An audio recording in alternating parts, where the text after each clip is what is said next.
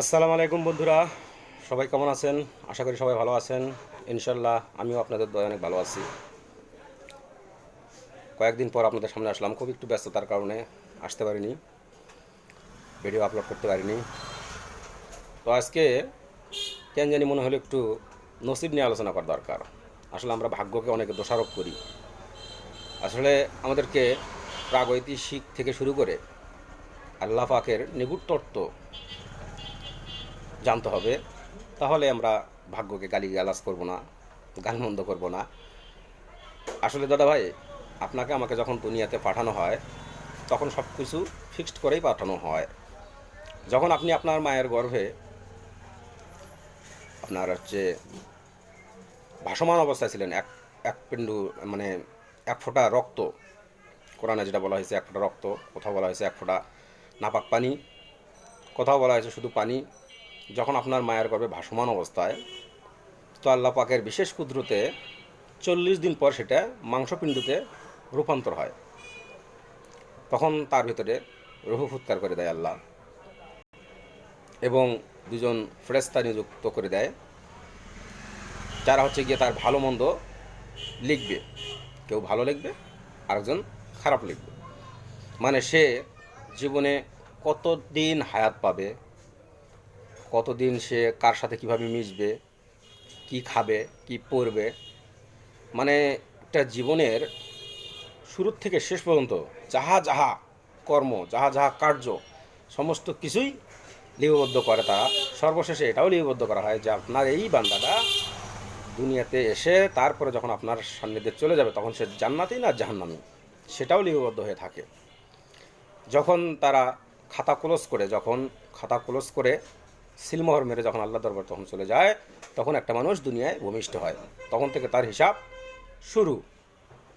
তাহলে দাদা ভাই, আপনি আমি সবাই যদি দুনিয়াতে আসার আগেই সমস্ত কিছু ফিক্সড হয়ে থাকে, তাহলে যেই মহান সত্তা আপনার আমার ভাগ্য একেবারে ফিক্সড করে দিয়ে গেছে, সেই মহান সত্তাকে আমরা কেন ভালোবার স্মরণ করি না? কেন শুধু আমরা 5 বার নামাজের মাধ্যমে তাকে স্মরণ করব? আহারে, নিদ্রায়, শয়নে, স্বপনে, জাগরণে, অল টাইম, পাকে না পাকে, প্রতি নিঃশ্বাসে হরদম আল্লাহ আল্লাহ জিকিরে মত্ত থাকতে হবে। আল্লাহ আল্লাহ জিকির আপনার কলবে জারি রাখতে হবে, তাহলে আপনি কামিয়াবি। তো এই ভাগ্যকে আমরা অনেকেই গালমন্দ করি, আসলে এটা দাদাভাই ঠিক না। কেননা আল্লাহ পাক আপনার জন্য আমার জন্য যাহা করেন তাহা মঙ্গলের জন্যই করেন। আমরা অনেক দুঃখ কষ্ট করে অনেক সময় আবেগের বশে বলে ফেলি, আসলে এটা বলার আমাদের ঠিক না। পরবর্তীতে আস্তাগফির করে আল্লাহর কাছে মাপ চাওয়াটাই উত্তম। আসলে চিশতি বাউল শিল্পী একজন একটা গান গাইছিল, যদি থাকে নসিবে আপনা আপনি আসিবে। আসলেই আপনার নসিবে যদি সব কিছু থাকে, যাহা থাকবে নির্ধারণ করা, তাহা আপনার নিকট অবশ্যই আসবে। তবে হ্যাঁ, আমি জানি না আমার নসিবে কী লেখা আছে, আপনার নসিবে কী লেখা আছে। তাই আমাদের এই দুনিয়াটা গিয়ে আখিরাতের শস্যক্ষেত্র। আপনি এই দুনিয়াতে যাহা কিছু ভালো উৎপাদন করবেন, সে তদ্রূপ ভালো ফসল নিয়ে আপনি কাল কিয়ামতের মাঠে উঠতে পারবেন। এখানে আমাদেরকে সুন্দরভাবে চলাচল করতে হবে, শরীয়তের খেলাফ হয় এমন কোনো কাজ করা যাবে না। 5 ওয়াক্ত নামাজ, রোজা, সাধ্য অনুযায়ী হজ, জাকাত, যার যেরকম সামর্থ্য আল্লাহ দান করছে তারা তাহাই করবে, এবং মানুষকে সম্মান করবে, গুরুজনদেরকে ভক্তি করবে।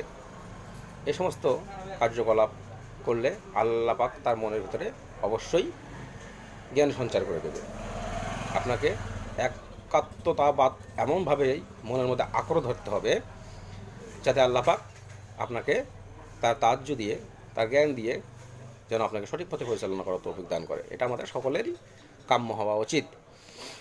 তো নসিবটার ব্যাপারে বিস্তারিত বলতে গেলে অনেক সময়ের প্রয়োজন, আসলে সময় সংকীর্ণ। তো আপনার নসিবে যাহা আছে তাহাই নিয়ে বিশ্বাস করে থাকুন, ইনশাল্লাহ কামিয়াবি হওয়া যাবে।